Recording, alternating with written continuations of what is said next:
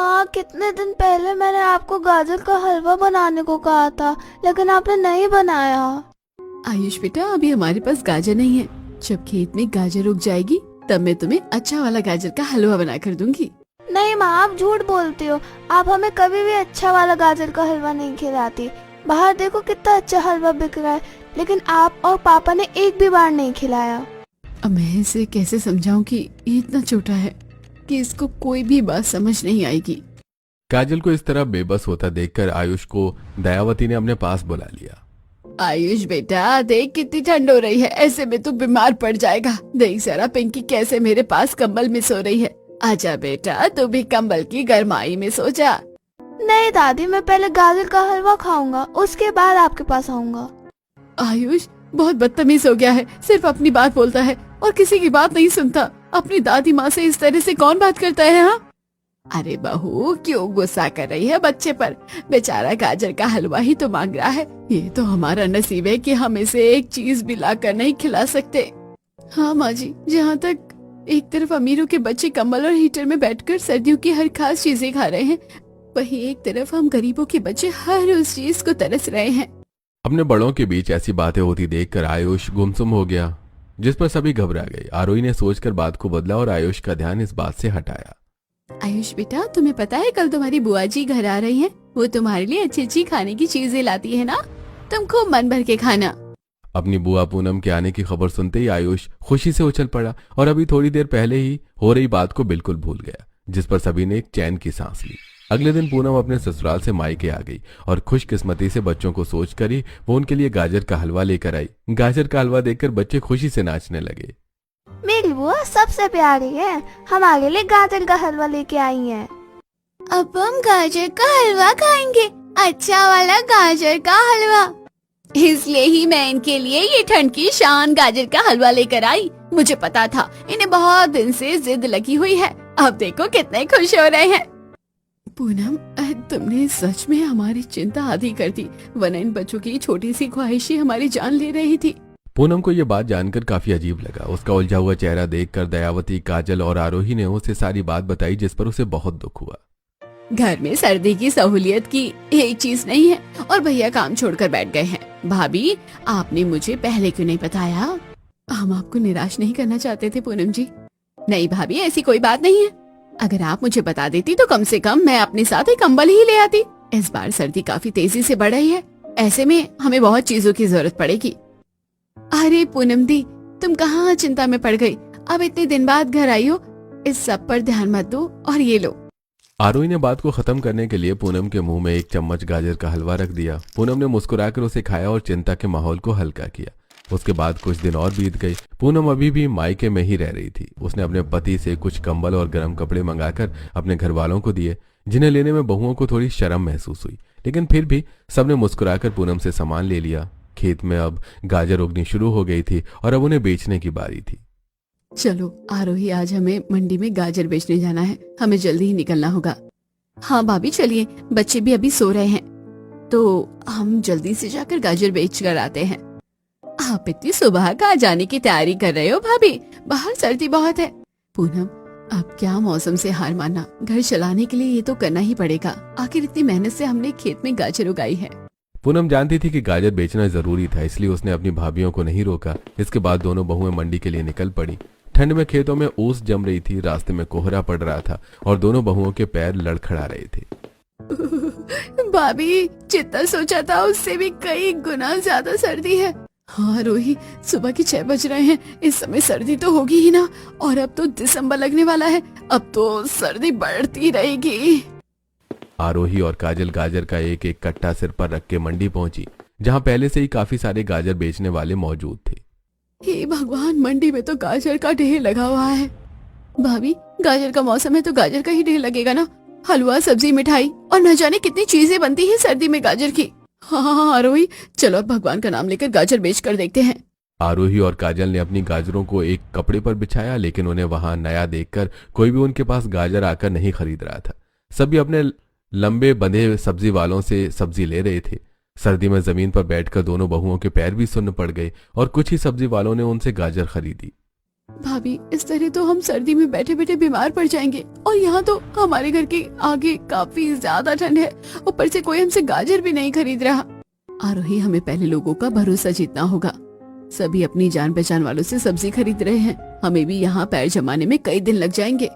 काफी देर बैठकर जब काजल और आरोही कुछ ही गाजर बेच पाई, उसके बाद घर के कामों की चिंता में वो वापस घर लौट आई। उनके चेहरे पर उदासी देखकर दयावती सब समझ गई। बहुओं के बारे में कभी किसी इंसान को संतुष्टि वाला परिणाम मिल नहीं पाता। भाभी, मैंने खाना बना लिया है, आप खाना खा लीजिए। पता है, जब से आप दोनों मंडी गई, मुझे आपकी बहुत चिंता हो रही थी। सच कहूँ तो मैं बिल्कुल नहीं चाहती कि आप इतनी ठंड में सुबह गाजर बेचने मंडी जाओ। गरीबी और मजबूरी तो इंसान से सब कराती है पूनम, और तुम इस घर की बेटी हो, इसलिए तुम आगे से कभी खाना नहीं बनाओगी। हम आ गए हैं, हम सब देख लेंगे। अब दोनों बहुएं नंद सास ने बैठकर खाना खाया और बच्चों को खिलाया। वहीं दोनों बेटे अभी भी बाहर ऐश करते घूम रहे थे। काजल आरोही रोज गाजर बेचने मंडी जाया करती, जहां उनका कुछ गाजर बिक भी नहीं पाती, जिसकी वजह से बाकी गाजर अब मुलायम होने लगी थी। इस तरह तो ये भी खराब हो जाएंगी, अब हम क्या करें आरोही? मेरी मानो तो हार मान लो, क्योंकि ये काम बिल्कुल भी आसान नहीं है। हमने तो पहले ही तुमसे बोला था, और अब तुम्हें दिखाई भी दे रहा होगा। काम आसान नहीं का मतलब ये नहीं कि हम हार मानकर बैठ जाए। हम मेहनत करेंगे, अगर ये नहीं तो कोई और रास्ता ढूंढेंगे, लेकिन आपकी तरह तो बिल्कुल भी नहीं करेंगे। बहू, अच्छे भाभी, ऐसे लोगों को ऐसा ही जवाब मिलना चाहिए। खुद तो कुछ करने से रहे, दूसरों के भी हौसले पस्त कर रहे हैं। शर्म आनी चाहिए भैया आपको। अरे मैं तो तुम्हारे भले के लिए कह रहा था, बाकी तुम्हें जो करना है करो, मुझे इससे कोई फर्क नहीं पड़ता। इतना कहकर अभिषेक वहां से चला गया। वहीं काजल और आरोही को समझ नहीं आ रहा था कि वो उन गाजरों का क्या करे। तभी पूनम ने उन्हें एक आइडिया दिया। भाभी, अगर ये गाजर नहीं बिक सकती तो आप गाजर का कुछ बनाकर ही बेच लीजिए। गाजर का हलवा इस समय सबसे ज्यादा बिक रहा है। पूनम जी, आप तो जानती है आसपास हलवाइयों की दुकान पर कितना अच्छा गाजर का हलवा बिक रहा है होगा। हम इस तरह गाजर का हलवा नहीं बना पाएंगे। हाँ पूनम, अगर हमने गाजर का हलवा बनाया तो उतना अच्छा नहीं बनेगा, क्योंकि उसके लिए दूध, मलाई, मेवा और खोया चाहिए होगा, और वो हम कहाँ से लेकर आएंगे? भाभी, आप पहले बनाकर देखिए तो मुझे यकीन है आप अच्छा ही बनाएंगी। मेरे लिए आप एक बार हलवा बनाइए। पूनम के इतना कहने पर दोनों बहुएं उसे मना नहीं कर पाई और हलवा बनाने के लिए राजी हो। अब उन्होंने बिना देरी किए सारी गाजरों को लेकर छीला और उन्हें कद्दूकस करना शुरू किया। भाभी, थोड़ा घी, थोड़ा मेवा, थोड़ा खोया और चीनी, ये सब मैं ले आती हूँ। आप जल्दी से गाजर उबाल लीजिए। सामान के लिए कुछ पैसे बहुओं ने मिलाए और कुछ पूनम ने। इस तरह पूनम हलवे का सामान लेकर आई। काजल और आरोही दोनों मिलकर चूल्हे पर एक बड़ी कढ़ाई में गाजर उबाल रही थी। पूरे मोहल्ले में गाजर के हलवे की खुशबू उड़ने लगी, जिससे सभी का मन ललचाने लगा। अरे, लगता है किसी के घर गाजर का हलवा बन रहा है। कितनी अच्छी महक उठ रही है। मेरे तो मुंह में पानी आ रहा है, ना जाने कौन गाजर का हलवा बना रहा है। माँ जी, आप कहें तो मैं शाम में गाजर का हलवा बना दूं? बिल्कुल नहीं, तू गाजर का हलवा नहीं बल्कि गजर बद बना देगी। पिछली बार तूने ऐसे गाजर का हलवा बनाया था जिसके ना महक अच्छी थी और ना ही स्वाद। अरे उर्मिला जी, मेरी बहू ने भी कुछ दिन पहले गाजर का हलवा बनाया था। कह नहीं सकती कि हलवे के नाम पर उसने क्या बनाकर रख दिया। घर में बच्चे तक उसे खाने को राजी नहीं हुए। राखी ये सब सुनकर चिढ़ती हुई वहां से चली गई। इसी तरह गाजर के हलवे की खुशबू फैलने से मोहल्ले में सब उसी की बातें करने लगे। वहीं आयुष और पिंकी ने ये बात जाकर सबको बताई कि उनके घर गाजर का हलवा बिक रहा है, जिस पर सभी पड़ोसी हैरान रह गए। अरे काजल और आरोही, तुम दोनों गाजर का हलवा बेच रही हो? क्या बात है। अरे आइए काकी, बैठिए, मैं अभी आपके लिए कटोरी में हलवा लेकर आती हूँ। आरोही ने कौशल्या को चारपाई पर बिठाया और फिर एक कटोरी में उसे गाजर का हलवा लाकर दिया, जिसे खाकर कौशल्या बहुत खुश हो गई। अरे तुम दोनों ने तो हलवाइयों को भी फेल कर दिया। ऐसा क्या डाला है तुमने इस हलवे में? ये तो सच में बड़ा ही स्वादिष्ट है। क्या सच में काकी, ये इतना अच्छा बना है?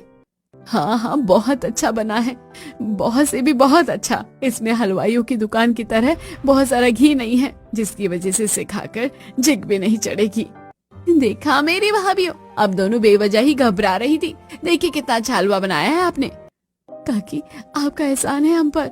आप जब चाहे यहाँ आकर हमसे हलवा लेकर जा सकती है, और इसके बदले आपको हमें कुछ देने की जरूरत नहीं। कौशल्या दोनों बहुओं की ईमानदारी को देखकर बहुत खुश हुई। इसी तरह अब और ग्राहक उनका हलवा खाने को आने लगे।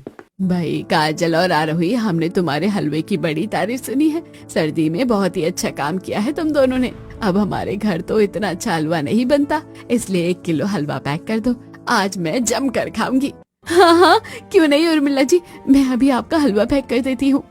आरोही ने उर्मिला को हलवा पैक करके दिया। इसी तरह वहां और भी ग्राहक आते चले गए। रास्ते चलते लोग भी उनसे हलवा लेकर खाने लगे। अरे भाभी, आप बहुत अच्छा हलवा बनाती हो, अब मैं रोज नाश्ते में हलवा ही खाकर कॉलेज जाया करूंगा। हाँ क्यों नहीं अमित, तुम जितना चाहे हलवा खा सकते हो।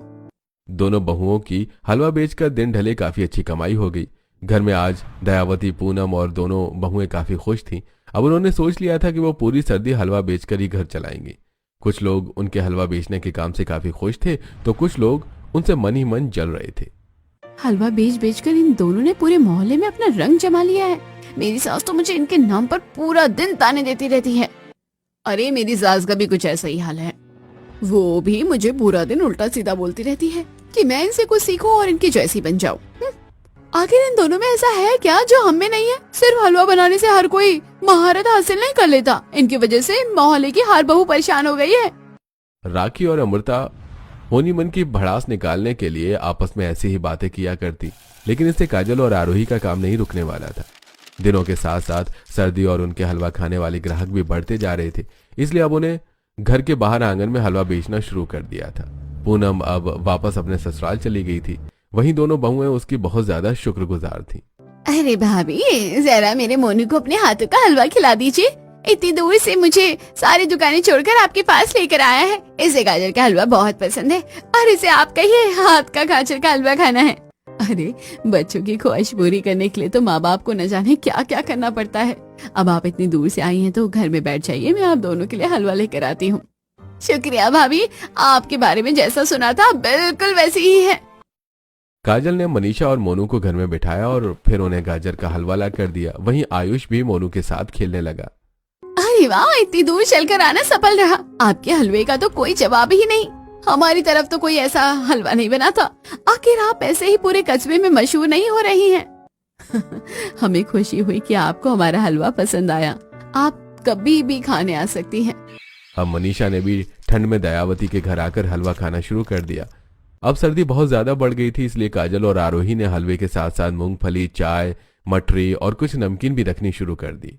भाभी, अब आपकी वजह से माँ को मेरी चिंता नहीं होती, क्योंकि आप मुझे रोज सुबह नाश्ता करवा देती हो, वरना पहले मैं खाली पेट ही कॉलेज जाती थी।